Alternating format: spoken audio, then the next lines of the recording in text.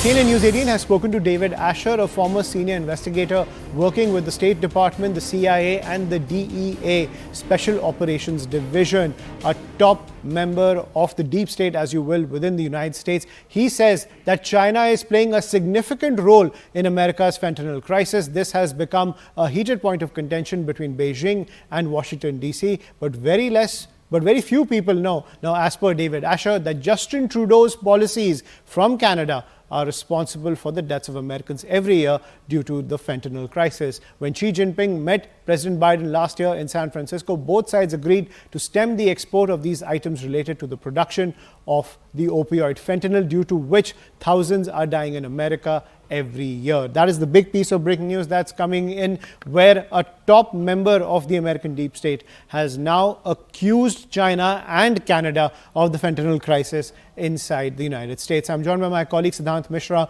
on the broadcast. So Siddhant, while the fentanyl crisis is a huge public health issue in the United States, for the first time, I think, in the entire narrative surrounding the transport and distribution of drugs, China and Canada's name has come up by a top official in the US government.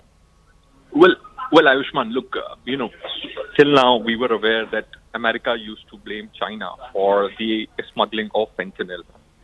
This is perhaps for the first time that the former investigator of the US Department is alleging that not just China, it is also because of Canada that fentanyl is being smuggled to US, and thousands of US citizens are dying every year. Now, there is a money laundering command center which has been set up in Canada, and perhaps that command center has direct links with Chinese Communist Party. The former brigadiers and the army officers of the China are functioning, and running this command center in China, in Canada. And in fact, Mr. Asher also went on to claim that the Chinese students are also part of this nexus to pick the money that have been laundered through this route of fentanyl. Also, interestingly, Mr. Asher has claimed, since India has got a lot of credibility, Indian shipments have got a lot of credibility, so China also at times uses Indian route to send fentanyl to Mexico. And from Mexico, the consignment enters the United States.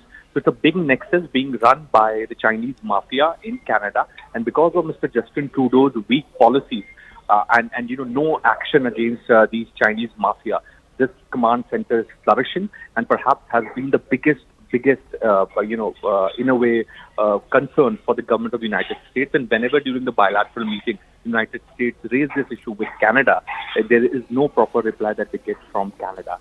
And this is the reason that the former State Department investigators and, the senior fellow in the government of the United States are concerned with the growing Chinese influence arm in Canada, which is perhaps, is the reason that the thousands of, Americans are dying consuming fentanyl every year. Back to you. Right. Thank you, Siddhant, for joining us on the broadcast with that piece of breaking news. So far.